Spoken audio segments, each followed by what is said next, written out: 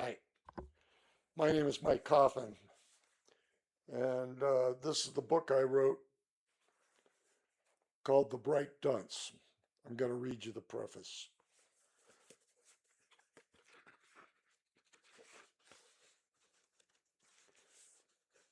The Bright Dunce. Before anything else, I was never supposed to be the smart one. That's not false modesty or a setup line. It's a fact that settled in early and stayed. I was the kid with the Coke bottle glasses, the one who didn't read fast, didn't speak fast, didn't raise his hand because by the time the answer formed, the class had already moved on. Teachers noticed what I couldn't do long before anyone noticed what I could. Eventually, so did I.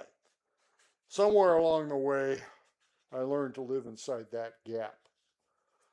This book isn't about proving anyone wrong. It's about tracing the long, crooked path between being underestimated and becoming functional anyway. Not exceptional, not heroic, functional, useful, alive. I grew up in a time before dyslexia existed as a concept schools were willing to act on.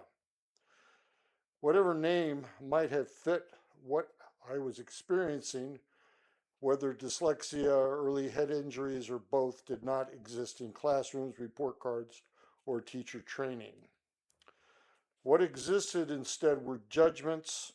If you struggled to read, to keep pace, or to process information the way the system expected, you were labeled lazy, slow, unintelligent. I carried those labels early and they stuck. I did not lack intelligence. What I lacked was accommodation, understanding, and language for what was happening inside my own head. Childhood injuries, excuse me, Childhood injuries likely altered how my brain processed symbols and language at exactly the moment those skills were being measured most harshly. The result was a mismatch, a mind that recognized patterns, systems, and structure placed inside an educational machine that rewarded speed, rote performance, and conformity. The machine concluded I was deficient. It was wrong.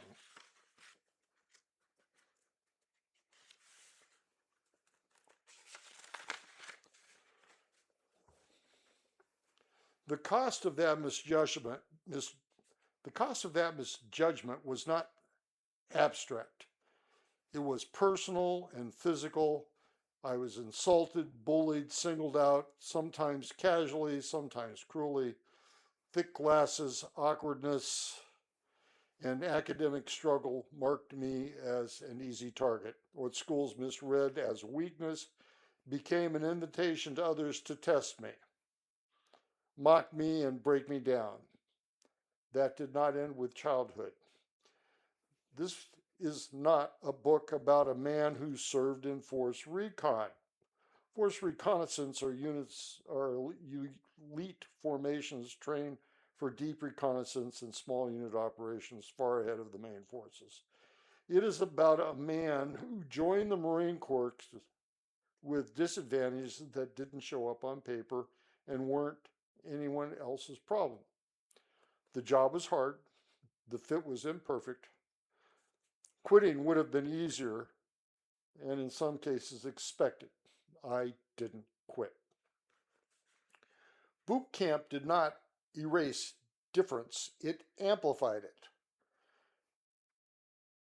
The same traits, glasses, perceived slowness, quiet observation, made me a target again.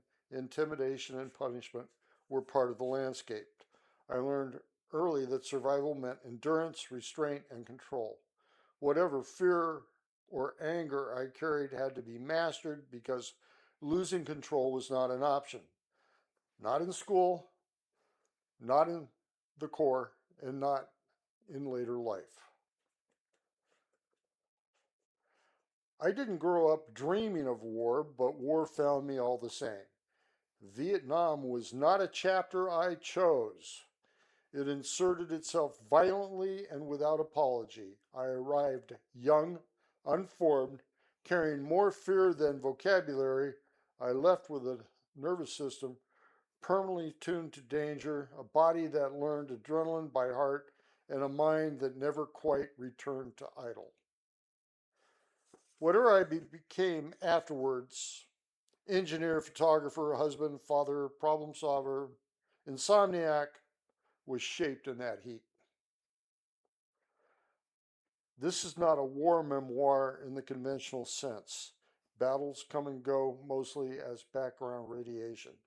The story here is what happens after, how a person with damage, some visible, some not, figures out how to operate in a world that assumes smooth wiring.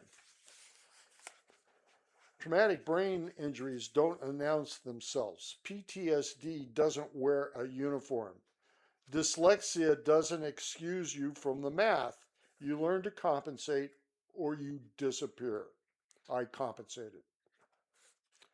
I learned patterns instead of rules, memory instead of speed, balance instead of brute force. I learned how to climb when others ran, how to solve problems sideways, how to survive systems that didn't care whether I understood them or not. I came from a family of athletes. The raw material was there. Childhood accidents bent that line early and made it clear this wouldn't be a clean or natural path. Add years of being bullied or being different, slower, awkward, and you learn one of two things: how to fold or how to take the pressure. I learned to take the pressure.